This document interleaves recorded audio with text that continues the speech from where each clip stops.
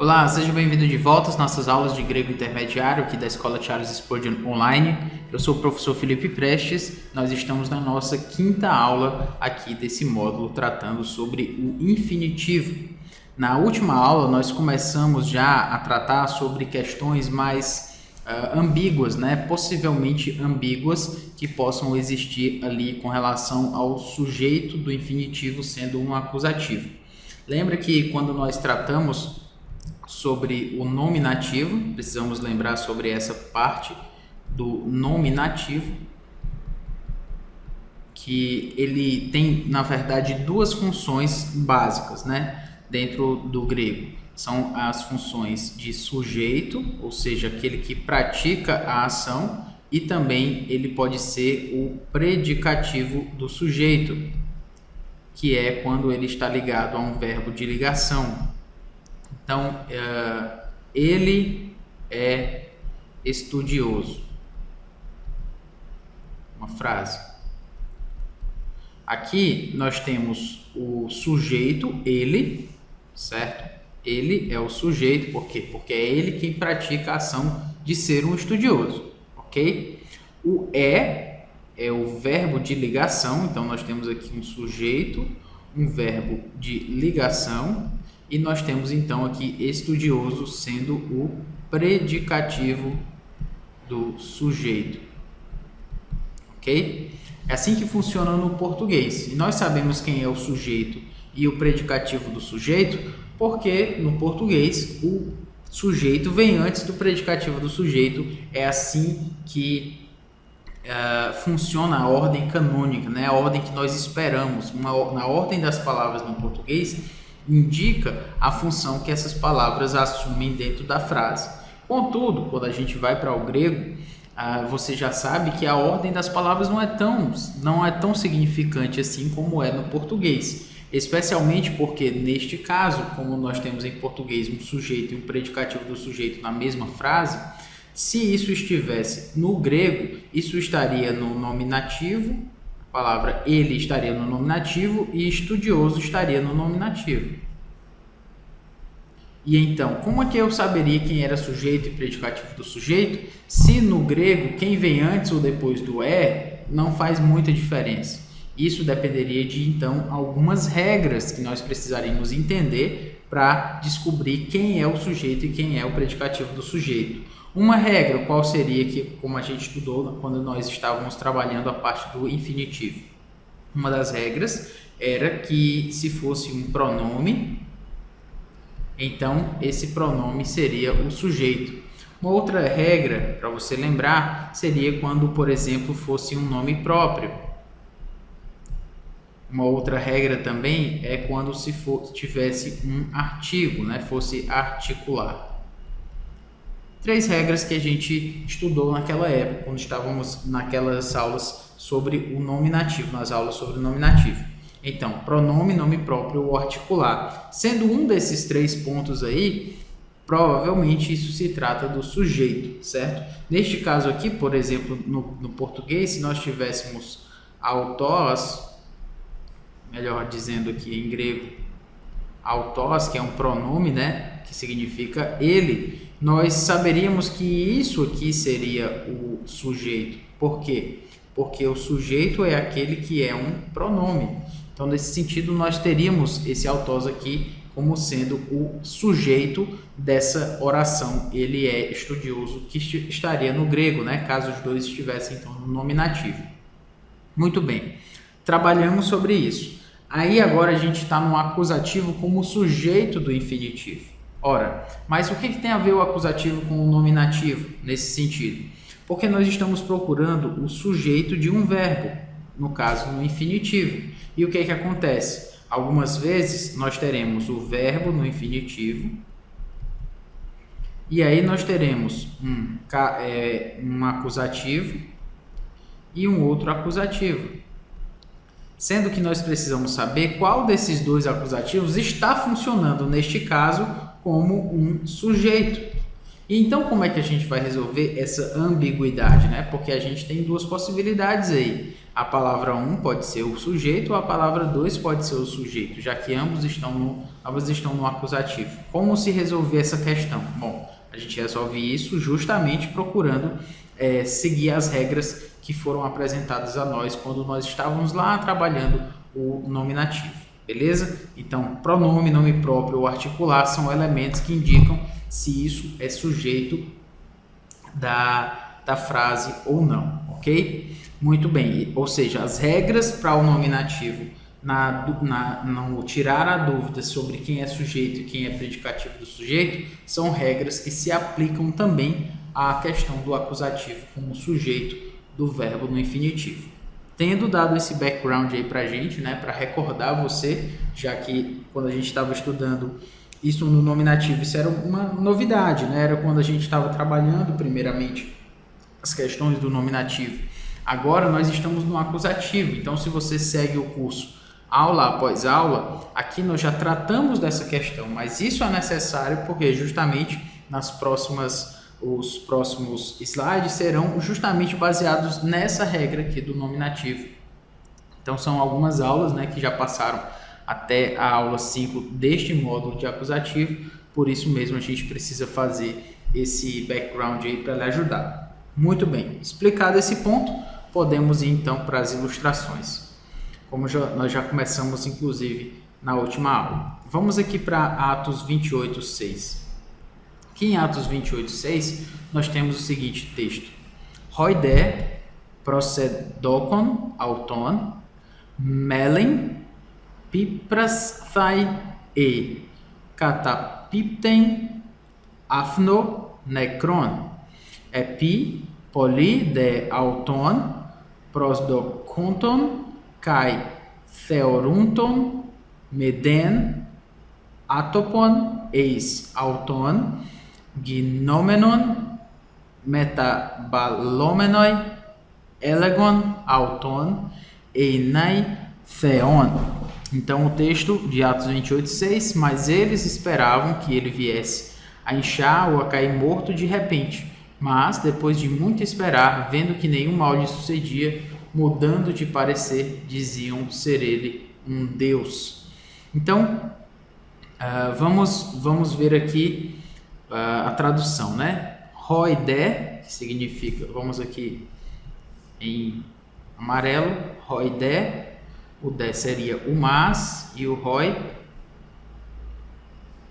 seria referente a eles aqui. Procedokon, que é esperavam que ele, né? Esperavam que ele, melen, ou viesse a inchar, né? Melen, piprasthai, e ou catapipten, ou seja, afno, que seria cair morto de repente, né? Afno necron, que é o morto, então de repente, afno catapipten, que seria cair. Que é o mas, epipoli auton prosdokonton, que seria depois de muito esperar, certo? Poli muito, o epi seria esse depois, né? Auton prosdokonton, aqui na verdade esse prosdokonton é justamente esse esperar por ele, né? Mas aqui não foi traduzido. Kai theorunton, ou seja, vendo, meiden atopon, ou seja, que nenhum mal, eis auton, gnomenon, ou seja, nada sucedia de mal a ele, né? Auton, então, metabalomenoi, mudando de parecer, né? Mudando a opinião, elegon, diziam, einai, ser ele, theon, um Deus. Diziam ser ele um Deus. E aqui você tem justamente o que a gente precisa procurar aqui, é o nosso infinitivo junto com os acusativos. Aqui nós temos o infinitivo einai, que é o verbo ser no infinitivo, E aí nós temos aqui auton, acusativo, e theon, outro acusativo. Neste caso, nós temos aqui einai, que é o verbo, em português, ser. Ele é acusativo, no caso do grego, auton, e um Deus também é acusativo. Ok? Muito bem. A questão aqui é que nós temos as possibilidades de tradução, né? Então, nós temos aqui, diziam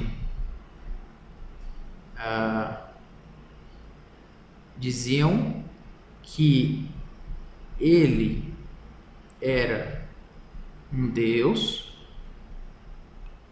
ou diziam que um Deus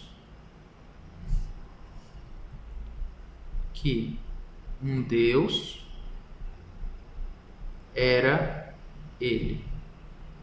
Ok? Essas são as duas possibilidades aqui apresentadas.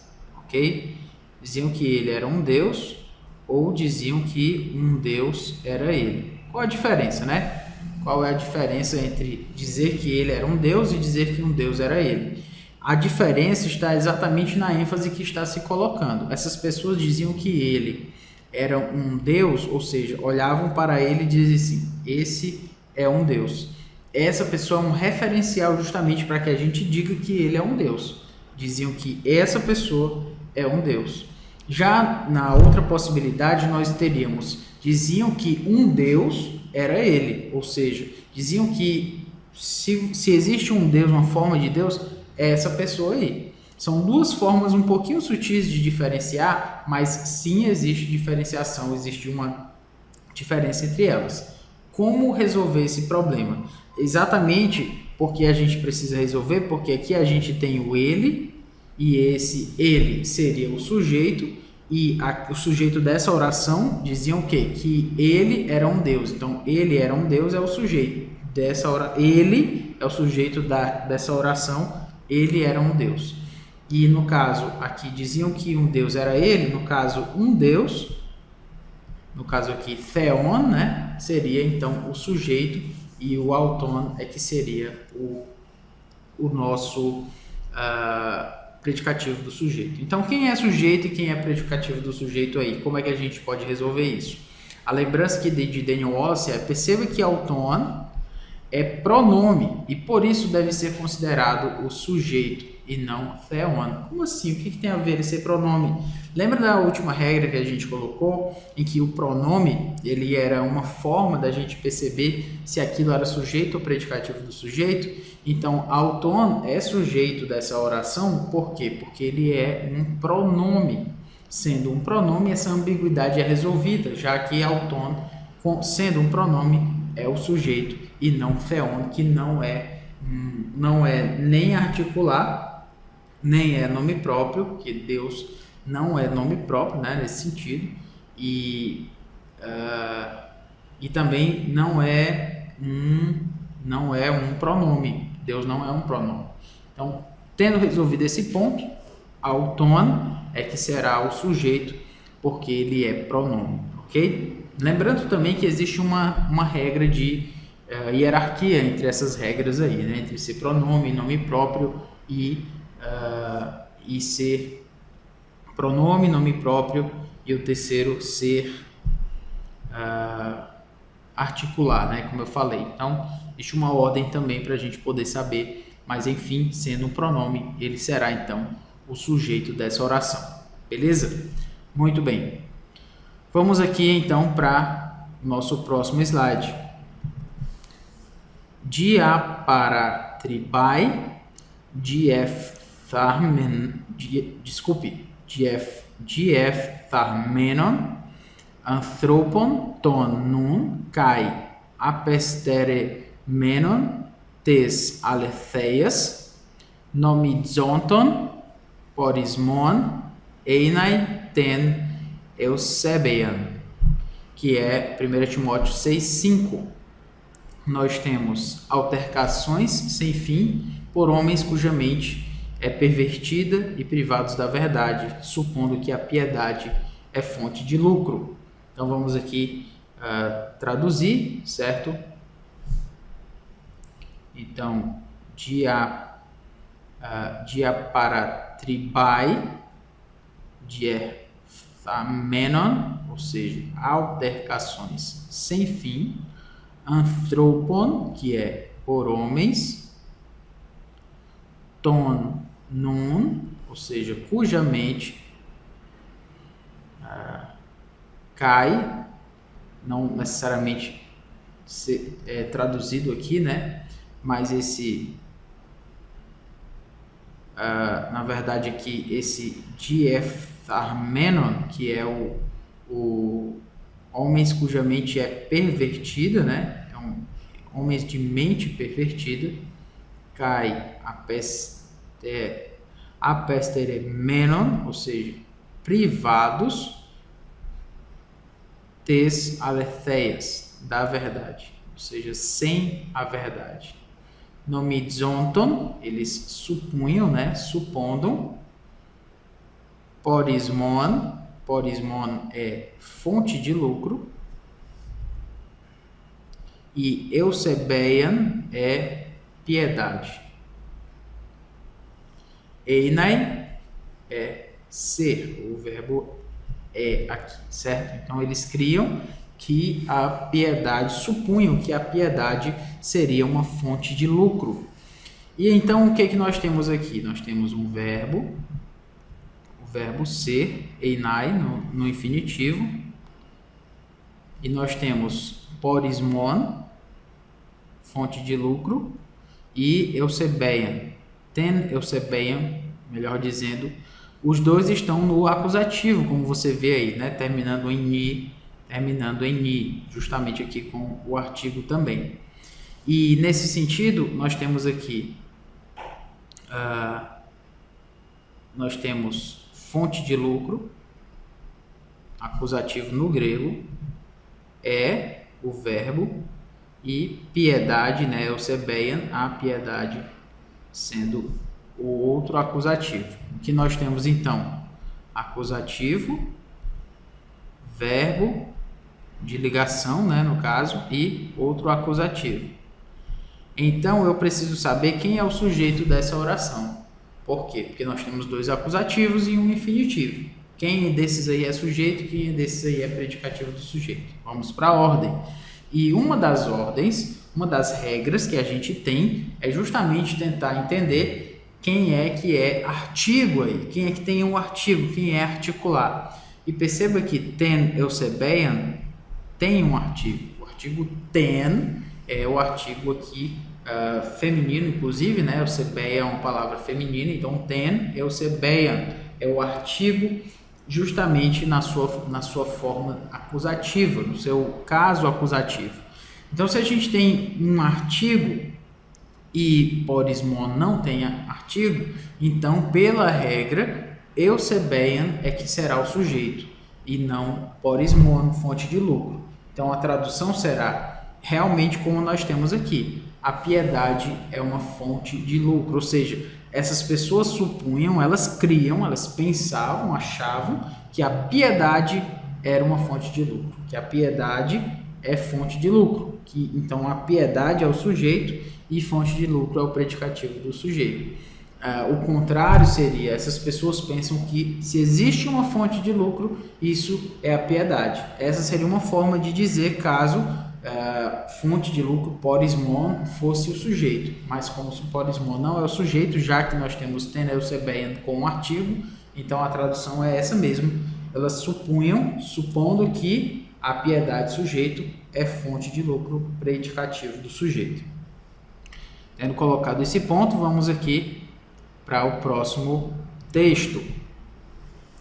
Ean de eipomen ex anthropon ho laos rapas catalithasei rimas pepeis menos gar estin ioanen profeten einai. Texto aqui de Lucas 26. Mas se dissermos dos homens, o povo todo nos apedrejará, porque está convicto de ser João. o profeta. Então vamos lá, traduzir primeiro antes de entender aqui esse ponto. Ean, se, de, mas, eipomen, se dissermos, eipomen, se dissermos, dos homens, então, ex anthropon, né, dos homens. Perceba que a palavra ex, na verdade, é a preposição ek, certo? Mas como tem um alfa aqui, uma vogal depois de ek, então ela se torna ex para ficar mais fácil a fala, né, a pronúncia. Então, exanthropon, exanthropon, então, dos homens. Rolaos, o povo. Rapas, todo. Catalithasse, apedrejará. Remas, nos apedrejará. Pepes menos, porque está convicto, porque Pepes menos está convicto. Estin, de ser. Ioanen, João, profeten, profeta, será um profeta, né? Einai, o verbo ser, melhor dizendo, certo? Estin, então é porque está Pepes menos, convicto de João ser profeta. Assim é a tradução, para deixar um pouco mais claro aí para você não ficar confuso. Muito bem. O que nós temos aqui? Mais uma vez, o verbo einai, ioanen, que está no acusativo, e profeten, que também está no acusativo. Ok? Da melhor forma, então, ser, nós temos aqui o verbo, João no acusativo e um profeta no acusativo. No caso, falando do grego. O que a gente precisa saber? Quais seriam as possibilidades aí de tradução, então? A possibilidade seria, o povo está convicto de... O que o povo está convicto? De João ser um profeta,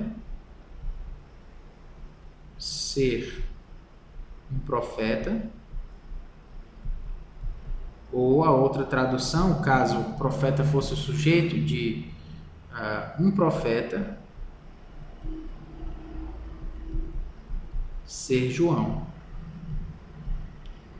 Professor, qual é a diferença? Aqui João é sujeito e aqui o profeta que é sujeito, um profeta. Ok, qual é a diferença de tradução? A diferença está em dizer estar convicto de que João é um profeta. Se João é o sujeito dessa oração, seria dizer, existe João, esse é um profeta. Eu pego essa referência João e digo, ele é um profeta. Quando eu digo que seria o contrário, seria um profeta ser João, se o povo estivesse convicto de um profeta ser João, seria mais ou menos dizer, o povo está convicto de, se existe um profeta, essa pessoa então é João. De um profeta ser João. João é atribuído como uma pessoa que define esse ser sendo um profeta, certo? A ideia é mais ou menos essa, quando a gente trabalha essa parte de ênfase aí do acusativo, do sujeito e do predicativo do sujeito, quando você muda a ordem, certo? É mais uma questão de referência. Obviamente os dois acabariam dizendo quase a mesma coisa, mas há uma diferença leve aí de ênfase do que se está chamando a atenção. Tá? Primeiro se chama de ser João, sujeito ser um profeta, predicativo do sujeito. Essa é uma ênfase. A outra é, o povo estava convicto de um profeta. Se tem um profeta, esse é João. A ideia é mais ou menos essa aí. A questão é, quem é o sujeito, quem é predicativo do sujeito? Perceba que Ioanen é um sujeito. Por quê? Porque ele é nome próprio. Sendo nome próprio, naquela nossa lista lá que a gente colocou, articular, nome próprio ou pronome, um desses será sujeito. Se for um desses, será sujeito. Neste caso, ele é sujeito porque ele é nome próprio. Então, João é o sujeito desses dois acusativos aí. Ok? Beleza. Tendo falado sobre isso, exatamente queríamos parar aqui para que nas próximas aulas possamos continuar tratando sobre essas construções potencialmente ambíguas para a gente descobrir quem é sujeito e quem é predicativo do sujeito, ok? Então é isso, que Deus nos abençoe e até a próxima aula. Valeu!